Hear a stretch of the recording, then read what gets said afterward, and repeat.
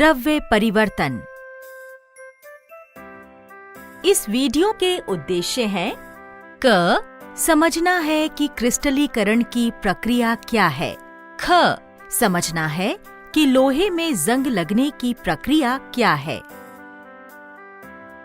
बच्चों, आपने पिछले वीडियो में रासायनिक परिवर्तन और उससे संबंधित कई उदाहरण देखे थे। रासायनिक परिवर्तन स्थायी होते हैं और भौतिक परिवर्तन अस्थायी होते हैं। इस वीडियो में क्रिस्टलीकरण और लोहे में जंग लगने की प्रक्रिया के बारे में जानेंगे। आइए हम फिर रमा और बाबू के पास चलते हैं और इन दो प्रक्रियाओं के बारे में जानते हैं। बाबू, आज हमने पाठशाला में बहुत काम किया। हमारे कक्षा के कुछ छात्र विज्ञान प्रदर्शनी में भाग ले रहे हैं। हमें एक प्रयोग दिखाना पड़ेगा। मैं सोच रही हूँ कि मैं कौन सा प्रयोग दिखाऊं? प्रयोग? हाँ, प्रयोग से कुछ याद आया। दीदी, पता है आज हमारे विज्ञान की कक्षा में मास्टर जी ने क्रिस्टलीकरण के बारे में बताया था और उन्होंने हमें एक प्रयोग भी दिखाया था। मैंने भी तुम्हें दो तरह के परिवर्तनों के बारे में बताया था। हाँ दीदी, मुझे पता है कि क्रिस्टलीकरण एक भौतिक परिवर्तन है। आज मास्टर जी ने समझाया था। बाबू, कौन सा प्रयोग किया था मास्टर जी ने?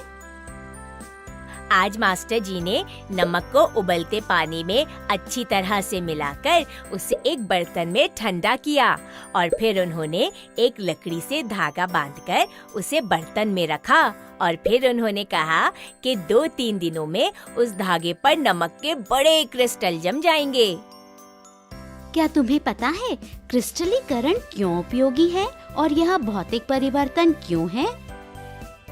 दीदी, मास्टर जी ने समझाया कि प्राकृतिक या कृत्रिम विधि से ठोस क्रिस्टल बनाने की क्रिया को क्रिस्टलीकरण कहते हैं। क्रिस्टलीकरण एक ऐसी तकनीक है जिसमें एक रसायन तरल से ठोस अवस्था में पहुंच जाता है। इस तकनीक से निकली ठोस वस्तु की क्रिस्टलीय संरचना होती है। क्रिस्टलीकरण का उपयोग ठोस वस्तुओं को शुद्ध करने के लिए किया जाता है। और हाँ, ये भौतिक परिवर्तन इसलिए है क्योंकि पदार्थ आसानी से अपने मूल रूप में आ सकता है। सही कहा। क्रिस्टलीकरण का एक उदाहरण नमक का शुद्धिकरण है। क्रिस्टलीकरण से समुद्र जल में जो अशुद्ध नमक के क्रिस्टल होते हैं, उनका शुद्धिकरण किया जाता है और बड़े क्रिस्टलों में परिवर्तित किया जाता है। अच्छा, क्या आप किसी अन्य क्रिस्टलीकरण प्रक्रिया के बारे में सोच सकते हैं जो मानव को फायदा पहुंचाती है? विज्ञान में कितना सीखने को मिलता है। हाँ, तुमने ठीक कहा दीदी। ये क्या? इस हैंडपंप को यहाँ से ये कर्मचारी क्यों हटा रहे हैं? चलो दीदी, देखते हैं। भैया, आप इस हैंडपंप को यहाँ से क्यों हटा रहे हो?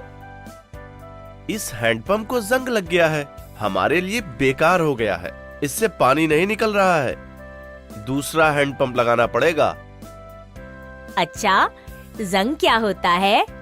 मुझे इसके बारे में कुछ जानकारी है, पर मैं और जानना चाहूँगा।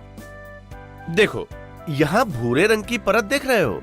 इसे जंग कहते हैं। इस वजह से ये पंप खराब हो गया। हाँ, देख रहा हूँ। ऐसी परत तो मैंने हमारे घर के लोहे के दरवाजे पर भी देखी थी, पर उसको पिताजी ने क्यों नहीं निकाला? बाबू, चलो हम घर की तरफ चलते हुए बात करते हैं। मैं इस प्रक्रिया के बारे में तुम्हें बताऊंगी। ठीक है दीदी।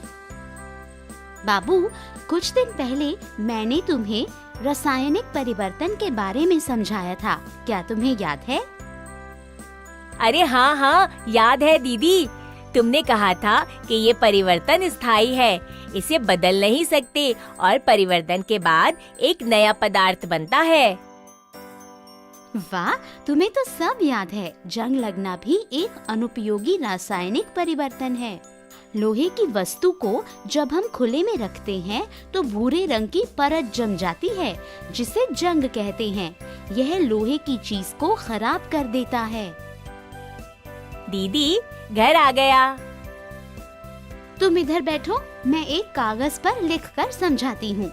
सभी परिवर्तनों के लिए कुछ परिस्थितियों की आवश्यकता होती है।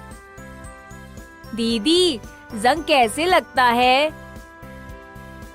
जंग लगने के लिए हवा में नमी की जरूरत होती है। लोहा हवा में मौजूद ऑक्सीजन और पानी से मिलकर एक रासायनिक परिवर्तन करता है, जिसके कारण जंग बनता है। लोहे के एटम, वस्तु के सबसे छोटे कण, पानी और ऑक्सीजन से मिलकर एक नया पदार्थ बनाते हैं, जिसे आयरन ऑक्साइड कहते हैं। सामान्य भाषा में इसे जंग कहते हैं।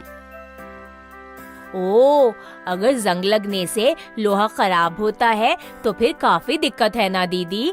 हमारे दरवाजे, खिलौने, औजार, उपकरण, खेतों में इस्तेमाल होने वाली मशीन, ये सभी लोहे के ही तो हैं।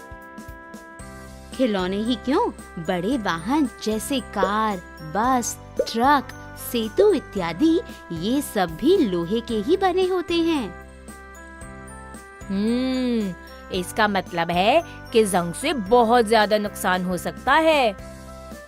पता है बाबू, जंग लगना काफी हद तक रोका जा सकता है।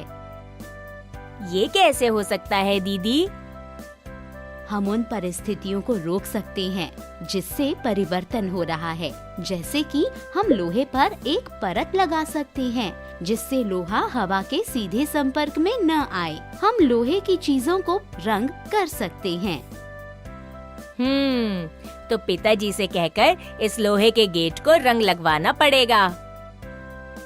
हाँ, इसलिए तो कार, बस जैसे वाहन को पेंट करते हैं। और हमारे घर के पाइप भी लोहे के हैं। घर में लोहे के पाइप और नलों पर भी एक परत चढ़ती है। पता है, मेरे ऊपर जिंक की परत चढ़ती है। इसे गैल्वेनाइजेशन कहते हैं। इसकी वजह से मैं जंग लगने से बच जाता हूँ। बाबू, हमारे स्टील के बर्तन भी लोहे से बने होते हैं। हाँ, लेकिन मैंने कभी स्टील के बर्तन में जंग नहीं देखा। स्टील लोहा, क्रोमियम और निकल का मिश्रण है। इस वजह से इसे जंग नहीं लगता है। ओह, तो इसका मतलब है कि लोहे को जंग से बचाया जा सकता है। जंग के गठन को रोकने के लिए और भी उपाय हैं। ये बहुत सरल है। हमें हमारे उपकरणों को सूखा रखना चाहिए, उन्हें पानी से दूर रखना चाहिए और लोहे की वस्तुओं को पेंट करना चाहिए। ऐसा करने से हम अपनी चीजों को जंग से बचा के रख सकते हैं। सवारी के बाद हमें अपनी बाइक, स्कूटर या साइकिल पर जमे हुए पानी को भी सुखाने से यह वाहन जल्दी खराब नहीं होंगे। दीदी, इतनी महत्वपूर्ण जानकारी देने के लिए आपका धन्यवाद। चलो घर के अंदर चलते हैं। बच्चों, इस वीडियो में हमने जंग लगने और क्रिस्टलीकरण के बारे में सीखा है। फिर मिलेंगे।